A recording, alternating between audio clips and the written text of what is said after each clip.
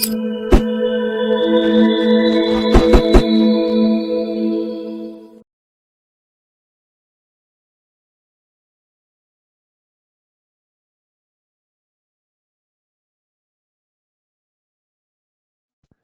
thank you very much, Karim, and we really appreciate that you standing in for us this morning. Thank you once again to all of you that are joining us this morning from all around for this morning's Toolbox Talk. As always, brought to you by FEM as well as the Institute of Plumbing South Africa. Now, C.O.C has also accredited this with one CPD point. So every time you listen to one of these Toolbox Talks on a Tuesday morning, please do not forget to send through your C.O.C number through to the organizer, as well as if you know how to capture the CPD points on your own, you are more than welcome to do that on the C.O.C website. They do have a YouTube video in order to show you the step-by-step procedure of capturing these Toolbox Talks. So we thank you once again for discussing the certificate of compliance with us this morning. Now, every Tuesday morning, we try to come up with toolbox talks that really affect those out in the industry, specifically speaking to those of you who are plumbers. Now, we've spoken to quite a few plumbers over the past few weeks, and we've come up with a few topics that we are going to be discussing for the rest of the year, such as hazardous chemical substances or the use of cannabis in our workplace. But certificate of compliance was one that I personally did not really understand 100%. So we had to go straight to those who have this information. So why are we actually discussing the certificate of compliance for a toolbox talk topic? Well, to understand this and understand why we've actually chosen this topic out of a lot of the information that comes through to us. And again, we'd like to say thank you very much for actually bringing or speaking to us, because we really want to make sure that we give you the right information, but also speak on topics that you are interested in. But to understand why we've chosen this, we want to answer 4 questions in our toolbox talk this morning. What are certificate of compliances? When are they issued? And then very importantly, and reaching for the toolbox talk side of why we're actually doing this on the safety side, what are the dangers of these and how do you keep yourself safe? Now, knowledge is only power when it is applied. So once we've got this information and we have actually answered these 4 questions, we're going to encourage you to perhaps do it yourself. And you'll see why we actually say this, because there are 2 documents that you are able to get yourself prepared for. Now, we do not have them as handouts, but you are more than welcome to email us so that we can give you some templates like we did with policy templates a few days ago. But if you need the template for these 2 documents, please reach out to us so that we can assist you. And here we are talking to not only the plumbers, but also you safety professionals. Giving you a little bit of more information on why we are discussing the certificate of compliance today, to see what you need to do as a plumber, as well as a health and safety professional. What is it that you need to get from the plumber after the installation has been completed? So let's get straight into it with answering the first question. What is a C.O.C? Well, the Plumbing Industry Registration Board, or PIRB, has a C.O.C system and process whereby a licensed plumbing practitioner will self-certify their plumbing work by issuing a plumbing certificate of compliance to the relevant owner, municipality, local authority, or insurance company. Now, for this information, you are welcome to log on to the Plumbing Industry Registration Board website under C.O.C and get all this information for yourself as well. There's a little bit of a template or a sample copy of what a plumbing C.O.C would look like on the bottom left-hand corner. Now, through this process, a licensed plumber takes ownership for their plumbing, and they are also held accountable for the works that have been involved therein. In other words, they are stating that this installation or each installation that they are putting into any site, any home, is one that is safe to use. So here we can start seeing why we are discussing this in a toolbox talk, because it really does concern not just the current safety while working, but it works for the safety of all who become the end user of these products afterward. So we do not just want to focus on safety before the task, safety during the task. We also want to focus on safety after the work is completed, because the safety of those who use the products that are installed are also paramount in our companies. And many plumbers have said that they really want to show how much they care about their clients, their safety in using their products. And this is why we've decided to come up with this topic for the Toolbox Talk. So you safety professionals out there, you might not be plumbers yourselves, and often you are going to be looking for certain documentation while the work is underway, such as risk assessments, a plan on how they are going to effectively ensure the mitigation of risks and hazards while this installation is underway. However, when the task is completed, for every single installation, there should be a plumbing certificate of compliance. This gives you the feedback from the plumber, who is a licensed plumber, to say that this installation is now safe. It also gives you confidence in that work to say that the plumber is now taking ownership and can be held accountable for the works that he has installed. So really, this is to the benefit of all parties involved, because it shows that each person is working to the safe operating of this installation, whether before the installation goes in, during the installation, and then to the end user who will be using it afterwards. So again, we can start seeing why we've decided to have this as a Toolbox Talk topic. The safety of everyone should really be first in our minds. But the second question we want to answer is, when are these actually issued? When should you, as a safety professional, as a client, as an end user who has paid for this installation, be requesting a C.O.C? And for you plumbers, when should you be issuing a certificate of compliance? Now, plumbing certificate of compliance will be issued for most plumbing work, including the new SANS 10254, which is now compulsory. So here's a few areas or instances where a C.O.C must be issued, where the total value of the work is more than 1,500 Rand. Please remember, included in this price is also the equipment and installation cost. So you can see it's going to be most plumbing work. The installation, repair, or replacement of any electrical water heating system, regardless of the cost. And obviously there we can also see that your electrical side is also involved in this, and there you would have to get a C.O.C for electrical works from the proper, approved, and competent electrician. It also mentions, as a third point, for every separate installation on a site. So a C.O.C is issued for every separate installation on a site. The fourth point is to have the construction installation or alteration of any of the above, below ground sanitary drain, again, regardless of the cost.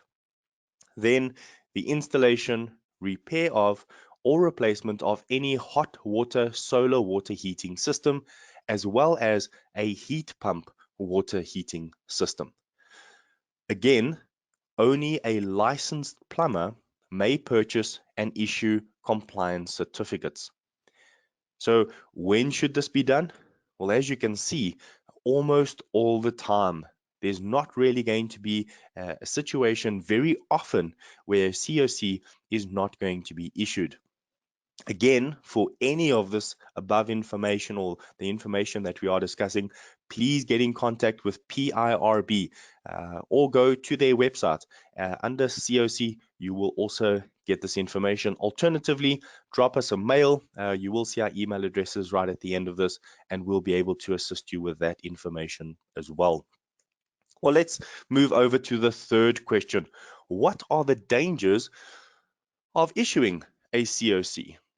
Well, in order to adequately and effectively check whether this installation is okay and is safe to use, that plumber needs to go into the installation area and he needs to check or audit the system.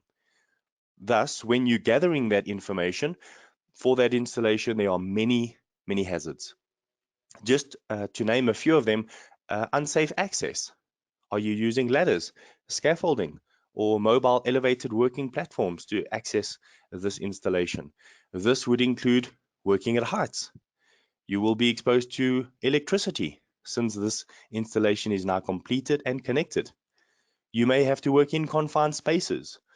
And as you see at the bottom, some very, very common hazards: extreme temperature, flying particles, toxic exposure, repetitive motion, heavy lifting, dangerous noise levels.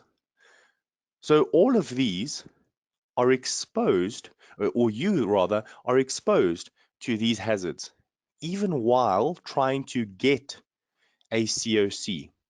And this is because even though the work has been accomplished and the task has been finished, you've already installed the geyser, the solar heating, you've completed the task, the hazards in the environment still exist.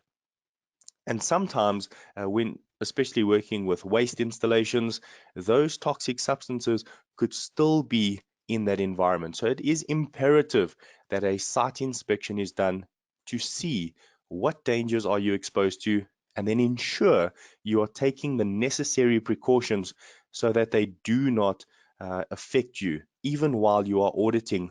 And then next week, the topic actually that we're going to be discussing is this very discussion on auditing. How do you go about doing that safely? And we'll look at two instances of audits where installations are in a roof or where installations are in a confined space, and how we can go about doing this safely.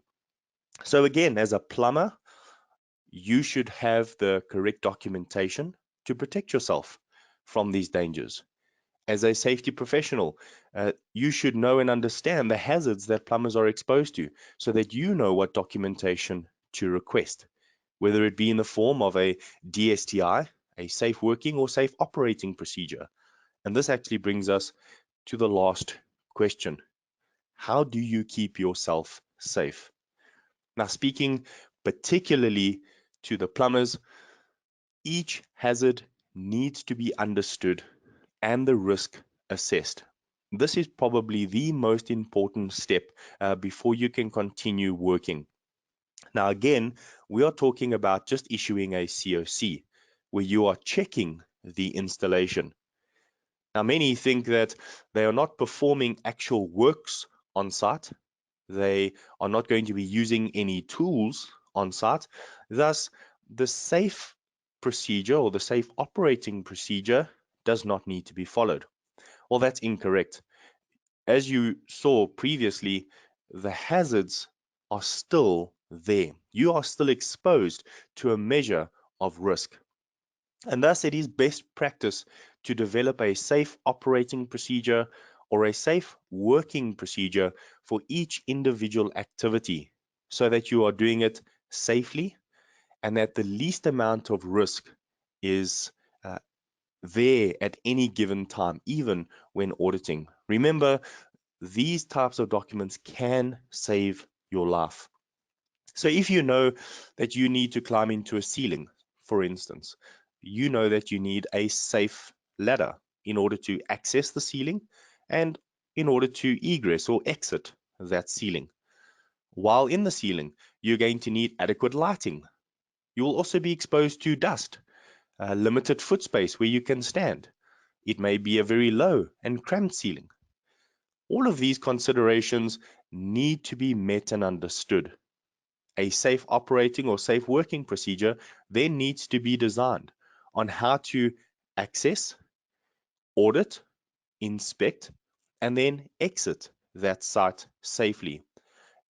Again, even if you are not performing actual physical labor, it does not mean that you are not still on the job. And the Occupational Health and Safety Act is in any form of occupation, even if it is just inspecting something, you are still performing a task or a scope of work. So, manual labor, yes, it does expose us to a lot more hazards, especially when working with tools or working inside a ceiling for a lot of time, as opposed to just inspecting or auditing, where we are there just for a few minutes and not using tools. The dangers, though, still exist. However low the risk may be, it is still a risk nonetheless. And a safe operating and safe working procedure should still be developed and implemented during these situations. Now, as we mentioned, next week we are going to be looking at two instances, one of them being working in a ceiling, where we will take a couple of photos for you to show you what it's actually like when we get into a ceiling. And I'm preaching to the choir when I speak about this, because as plumbers, you already know these dangers since you are there in these situations all the time. But for the benefit of those safety professionals that are listening in, we also need to understand these risks so that we can keep our contractors safe. Yes, it is the responsibility of each one to look out for their own health and safety, and a mandatory 37.2 agreement will help us to keep that in check. However, by ensuring these documentation is there, we can see that you as plumbers have taken all the necessary precautions to save yourself from the risks and hazards that you may be exposed to. So again, if you need any of this information, please get in touch with us, drop us a mail, even put your name or email address in the questions tab, and we'll try and get you a few safe operating procedures, ones that are already filled out for some of the tasks, and then also a template where you can then complete it yourself, as well as a safe working procedure, which is very similar. And then also a few of those in different situations, and a template for you to be able to fill out as well. Now, we must just say these types of documents are over and above any other safety specification that your client gives you. In other words, if you are working on site and the safety officer or the client or whoever it is in charge as a representative of safety asks you for a specific document, these safe working procedures and safe operating procedures are not the only things you need. It's just best practice to have them in addition. They may also ask you for that very documentation um, with others, such as a risk assessment, a fall protection plan, and a lot of other documentation that may go with it. But this is just to show you that dangers still exist when auditing or inspecting any installation for plumbing. So thank you very much for listening to this Toolbox Talk topic. Once again, this is coming from you out there in the industry. This is what you want to hear, and we would like to hear back from you how you enjoyed this topic, and is there any additional information that we can add into it? Perhaps because I'm not a plumber and I do work with some of the plumbers in the industry just to see, but I don't physically do the work, we would love to get more information from you. We don't know everything, and we obviously do rely on you, those who are logging in to listen to these Toolbox Talks, to assist us in giving you the best quality Toolbox Talk. Then just as a reminder, for every IOPSA member out there, we have the free approved FEM IOPSA training courses for the rest of the year. That is first aid level 1 as well as basic firefighting. And this is given every month for the year of 2019. Now, currently, in fact, today, those of you in KZN, maybe you haven't logged in, or perhaps you are already in class and you are logging in, you are actually doing your second day of first aid and you're going to be doing your firefighting as well. For those out in Gauteng, for next month, firefighting has been arranged for the 17th of the month. So please take note of that date. First aid is staying the same on the 10th and 11th, but due to the public holiday and by majority vote, firefighting has been moved to the 17th of September. And then for October, we are back in Gauteng again. So if you cannot make it for September, please see if you can make it for October the 8th and 9th for first aid, and October the 22nd for firefighting. If you need any information, please drop us a mail, chris@ohss.co.za, safety@iopsa.org, or info@ohss.co.za. And if you need any help, get in touch with us. There's my number, 071-875-2070. Please send me an SMS or WhatsApp, or give me a call. If I do not answer, please send me an email or a WhatsApp, and I'll get back to you as soon as possible. Once again, thank you very much for joining us for this Toolbox Talk. We look forward to next week's topic.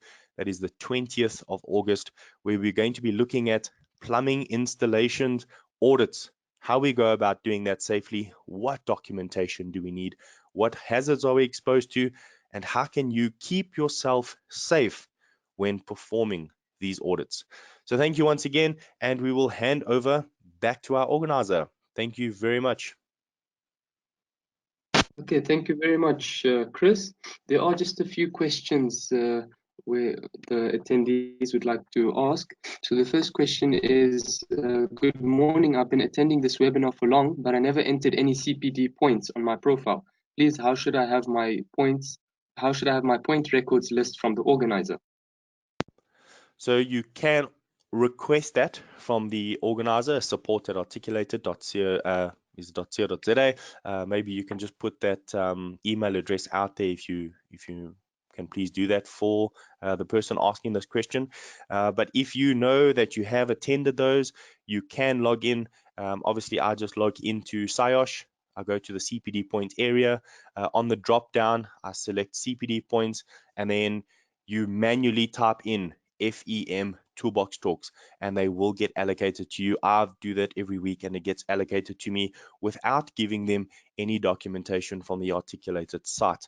But just as a backup, you can get that attendance register from Articulated and email it through to C.O.C. I'm sure they will be able to assist you there on the back end of the C.O.C. help.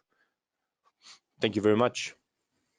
Okay, and the next question is it possible to get the SOP or SWP examples? Yes, that you're more than welcome to do that. So what I'll do is I'll just take the screen one back. So for all of you who can see the screen in front of you, my email address there is chris, CHRIS @ohss.co.za, or safety@iopsa.org. Also info@ohss.co.za. 3 email addresses. Drop me a mail or send me your email, and I can send you the templates of the SOP as well as the SWP. Thank you. Okay, and then the next question is, do I get PIRB CPD points for watching videos in the morning? Correct. For those of you who are eligible for CPD points from PIRB, not, if I'm maybe mistaken at the moment, but you are only getting C.O.C. points for attending the Toolbox Talks, but you do get PIRB points for attending the free training, so the first aid and the firefighting training. But I would suggest that you just contact Articulated for that information, because PIRB will then issue CPD points. At this stage, I understand that they are only doing that for the approved training and not for these morning Toolbox Talks. That is only a C.O.C. point. Thanks.